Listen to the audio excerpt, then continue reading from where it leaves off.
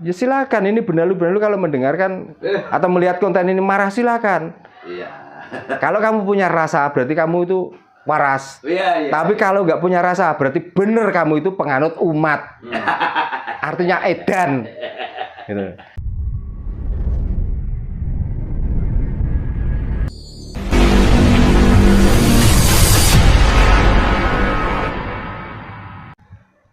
Sepertinya kalau saya melihat ya munculnya beberapa suku bangsa di tanah air ini tentu ya bisa berkembang begitu besar sampai kita rasakan sampai saat ini.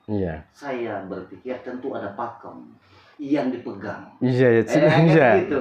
Kalau tidak ada pakem yang pegang erat itu tentu sudah berantakan sejak awal. Ya dari awal kan? Maka Nusantara pun nggak mungkin terbentuk. Nah kan gitu. Itulah. Andai kata hari ini ya pakem-pakem yang dari berbagai macam suku bangsa itu kembali mereka memegangnya masing-masing. Kan gitu. Saya rasa indah sekali.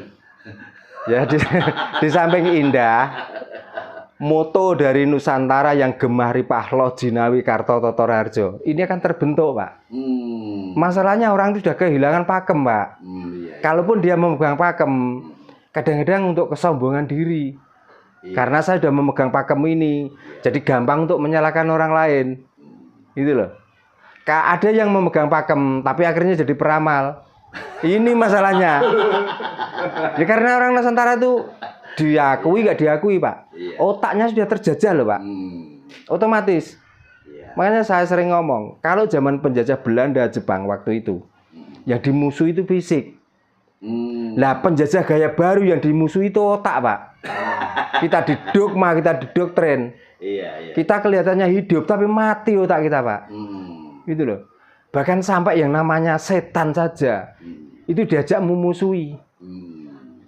Karena yang saya tadi omongkan tentang sesaji, tentang bancaan, itu kan seolah katanya memberi makan setan.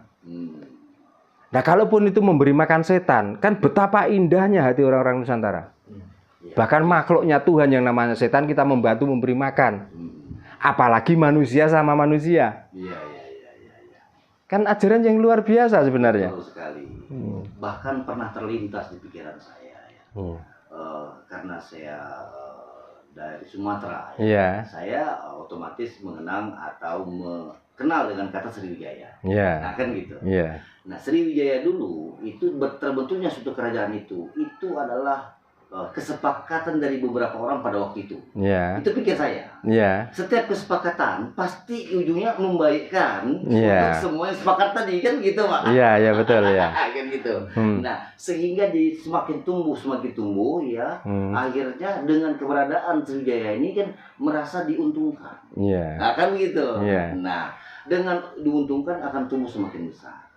Tetapi ketika sudah ada pengganggunya, yang sudah pengen untung sendiri, kan gitu, Pak ya, pelan-pelan ya akan hancur. Sampai akhir ini hampir tidak bisa yang bicara utuh tentang Sriwijaya. Nggak bisa. Ya kan gitu. Nah harapan ke depan supaya bagaimana pakem-pakem ini kembali dihidupkan, yang dimana saling menghidupi. Karena setiap yang hidup itu tentunya tugasnya adalah menghidupkan. Kan gitu, biar sama-sama hidup. Kan begitu, Pak. Semoga saja kan. Ya harus, jangan semoga, Pak. Harus itu, harus. Nah caranya gimana? Karena yang menghancurkan kerajaan-kerajaan masa lalu yang sudah terbentuk dan sudah tertata rapi dan sudah bisa memakmurkan rakyatnya. Ini karena kedatangan benalu. Maka bagaimana cara kita untuk menyingkirkan benalu ini? Gitu. Yang belum lama cerita tentang Mojopahit. Siapa orang yang menghancurkan tentang Mojopahit? Apakah negara lain? Coba kira-kira. Kan enggak. Kan tetap orang yang memaksakan tentang penjajahan otak itu tadi. Nah itulah yang saya anggap benalu. Bapak dari Sumatera jauh-jauh ke sini ke Jawa untuk mencari kebenaran. Apalagi saya orang Jawa, Pak. Tetap saya bagaimana caranya benalu-benalu ini segera hengkang dari sini dan tidak merusak tatanan di Nusantara ini. Untuk supaya kita bisa kembali dan kita bisa bangkit. Dan kita bisa menunjukkan bahwa ini loh jati diri orang Nusantara. Gitu. Jadi kita harus bisa menunjukkan ke dunia sebenarnya kita itu nggak kurang apa-apa, Pak. Tentang ilmu, tentang teknologi, tentang agama, itu semuanya ada di sini. Nah sayangnya kita sudah dihancurkan oleh benalu-benalu itu, Pak. Gitu loh. Iya. Makanya kalau orang Nusantara masih terima dia dihinggapi benalu, ya rasakan sebentar lagi kamu akan mati pun mati gagar namanya. Gitu. Jadi kita harus berani mengatakan bahwa yang benar itu benar, yang salah itu salah.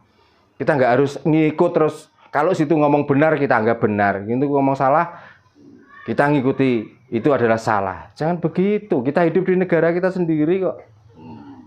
Kalau nggak kita, nunggu siapa lagi yang mau membangkitkan kebangkitan Nusantara ini loh. Makanya saya sudah ngomong, apapun konsekuensinya dan apapun resikonya, sekali saya Jawa tetap Jawa.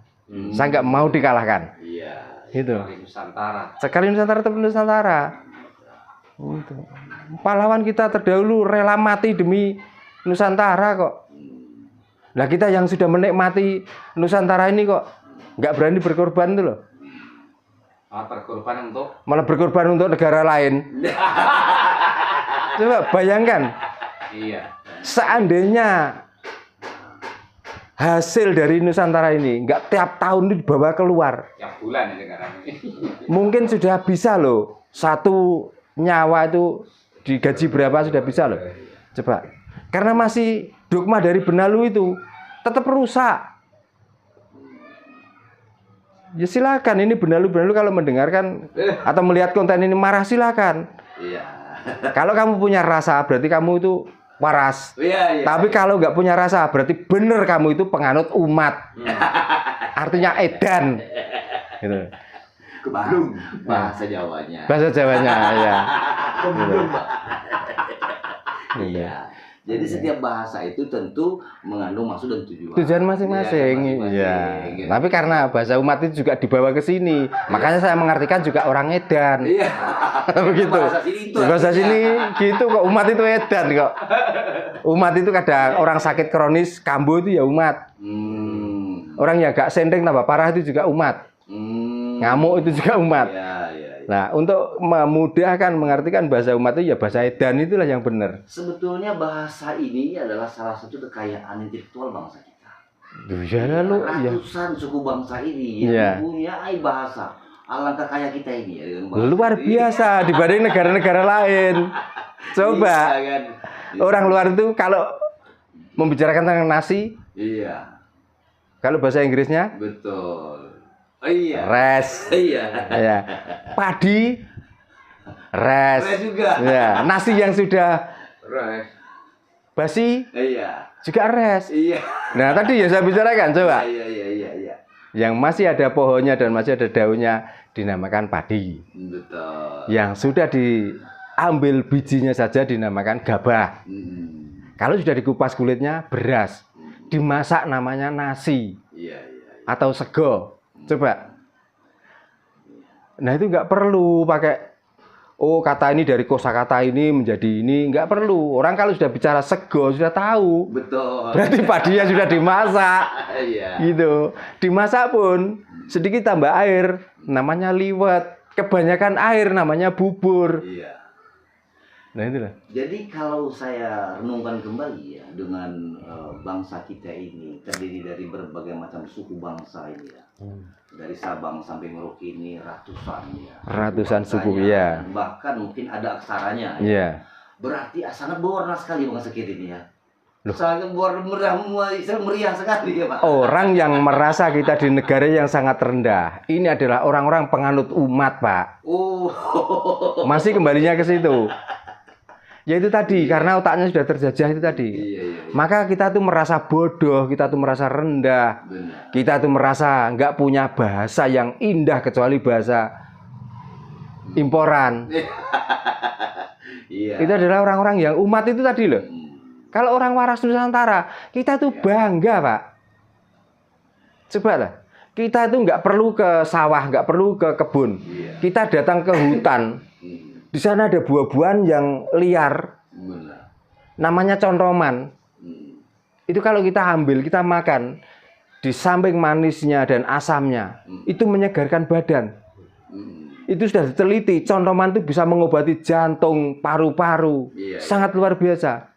Itu yang tidak terawat, Pak. Apalagi yang terawat. Namanya padi, Pak. Coba.